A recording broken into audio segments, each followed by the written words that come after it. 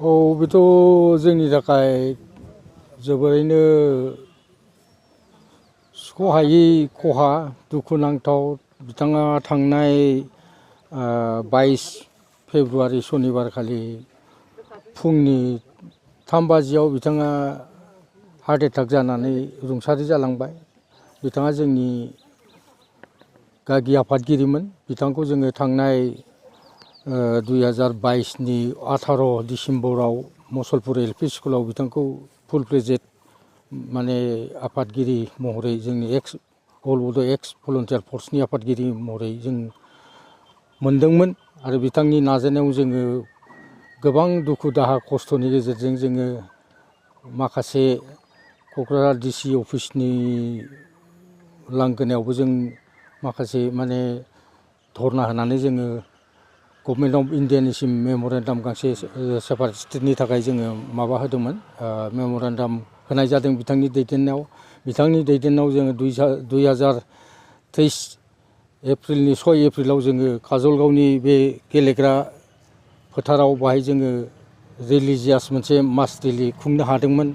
बेयाव 19था धोरोमनि गासै धोरोमगिरिफ्रानो बे हाबाफारियाव बाहागो लाफादोंमोन।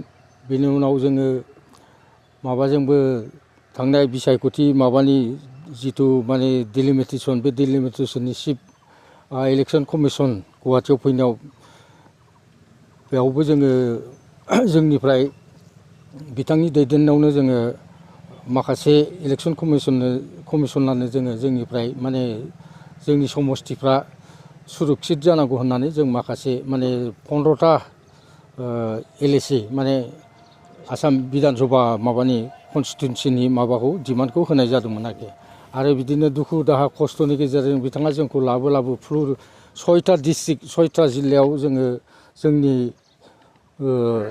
एक्स भलन्टियार फर्सनि जिल्ला कमिटिफोरखौ जों दाफुंनो हादोंमोन। बिथांनि नारा नाथा नाजानायावनो बिथाङा जोंनो मोनसे गोथार गोग्गो संबिजित दानानै होलांदों। बिथाङा जोंनो फिरफिला मोनसे दानानै होलांदों, बानायनानै होलांदों, जाय फिरफिलानि सिङाव जोङो समायखिरा लानानै हारिनि थाखाय मावनो थाखाय आलादा बड'लेण्ड सोरजिनो थाखाय जोङो दिनै खाबु मोनदों।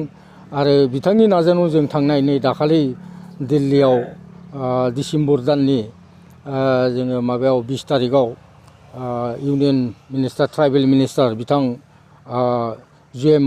जुवेल अरामनो जोङो जोंनि आलादा रायजोनि थाखाय जोङो माने मेम'रेन्डाम साबमिट होनो हादों। बेनिफ्राय जोङो हम मिनिस्टार आरो प्राइम मिनिस्टारखौ लोगो मोनाखैबाबो जोङो बिथांमोननि माबायावनो न'आवनो बिथांमोननि चेम्बारावनो जोङो सेक्रेटारिफोरनो जोंनि मेम'रेन्डामखौ जों होनो हादोंमोन। आरो नै जों बावैसोनो नैबे दा सोलिबाय थानाय मार्चनि 3-4 जोबथा सप्तायावनो जोङो दिल्लीयाव आरो थांबावगोन। जोंखौ माने इउनियन माबानि केबिनेट मिनिस्टार माने बिथां माने ल' मिनिस्टारा आयेन बिफाननि मन्थ्रि बिथाङा जोंखौ लिंहरखादों। दा जोङो बिथांनि लिंहरनाय बायदियै जोङो टाइम मोनब्लानो बिथाङा लिंहरबानो जों थाबैनो थांनो थाखाय जों थियारि।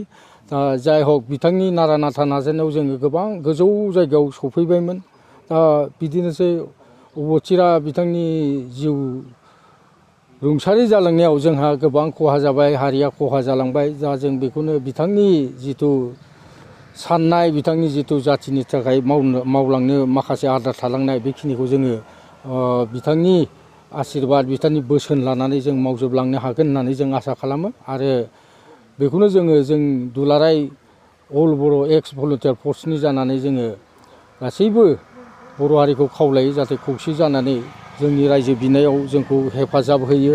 आरो जोंनि जिथु माने साननाय, गोसोनि साननायमोन हारिनिखौ दैखांलांनायनि बेखिनि खामानिखौ मावलांनायाव जाहाथे रायजो राजाया जोंखौ सहाय सहयोग खालामो। आरो बिथांनि आदर्शखौ लानानै जों दिनै बिथांनि माने दिनैनि बे आइद' श्राद्ध खुंनाय समाव जोङो प्रतिज्ञा बुद्ध जों सत बांसा लानानै बिथांनि माखासे थालांनाय आद्रा खामानिफोरखौ जों मावफुंलांगोन। आरो दिनै नैबे 9 मार्चआव दिनै बिथांनि जोबथा जोंहा माने सारादु खुंनाय दङ।